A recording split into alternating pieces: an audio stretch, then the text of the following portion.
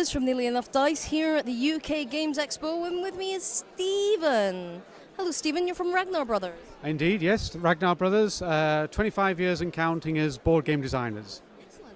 And so we're here mainly to talk about Steam Donkey, which is an amazing title for a game. I'm very curious, could you explain to everyone what Steam Donkey is? Okay, I'll try and keep it fairly brief. We started off trying to design a board game about the Victorian seaside resort. We scaled it down to a card game because we didn't need any more than cards. And then one day when we demonstrated it, Gary said, I'm not sure about seaside resorts. Let's make it more exciting. Let's have some zombies in. I said, no, I don't think zombies. So he said, well, what about steampunk?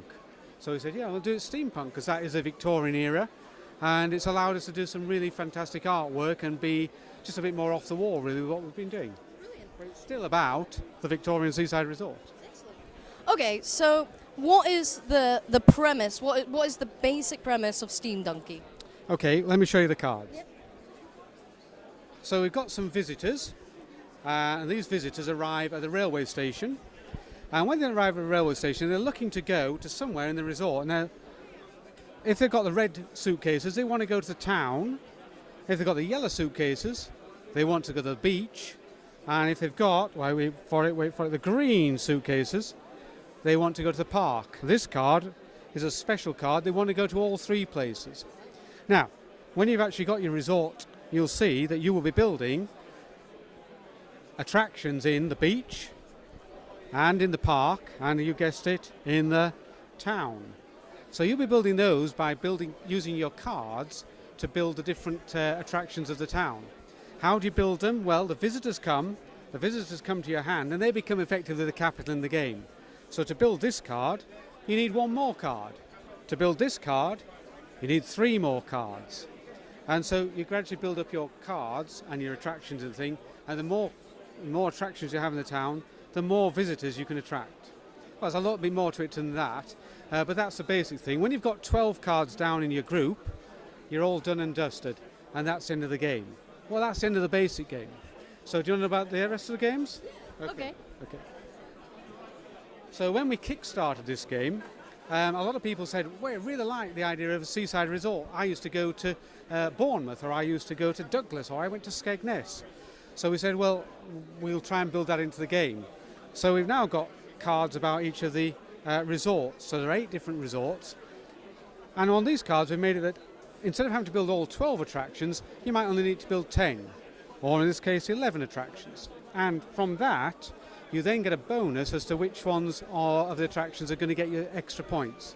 I should have said that each of the attractions, back to the card, at the end of the game, you're scoring points depending on the cards you've built.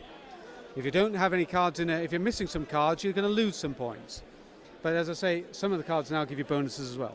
So that's a sort of step up from the very, very basic game, which you could put that in the basic game anyway. Ramping up to the next level, you get a starter card. So you've got the castle, the mechanical dog, the feral donkey, and the bank. Now each of these cards gives you a little advantage. So the bank gives you a few extra cards at the beginning of the game. The castle gives you more cards you can hold in your hand. The feral donkey is a wild card. That's why it's called feral. And where's the last one? The mechanical dog allows you to get a few more cards drafted at the beginning. So those are your cards all the way through the game. And finally, the last got a ramping up. This is why I'm dressed as Donkey Boy, is because of the character cards which pass between players. We've got the Princess Royal. She allows you to build with fewer cards.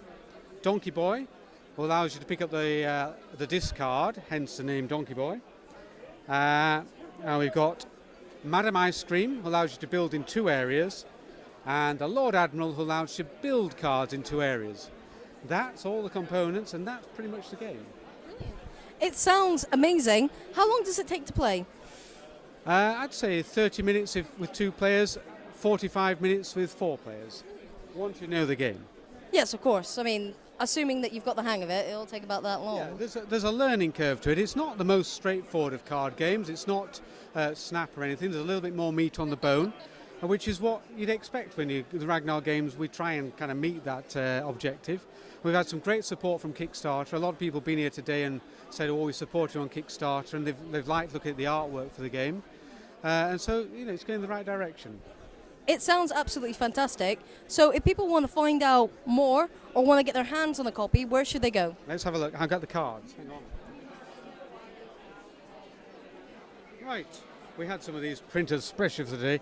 You can go basically to the Ragnar website, and you can still you can get advanced copies. What do they call them? Pre-sales copy.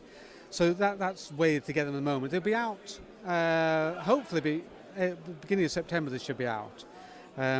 We've got all the artwork done virtually, just the rules to just polish up, and then they'll be off to China for production. And so yeah, just the Ragnar website if you want to get the first copies. There's only 1,000 copies being printed. We've sold over half already, so I guess people might want to consider getting in there early. Well, thank you very much for your time. Thank you. Thank you very much.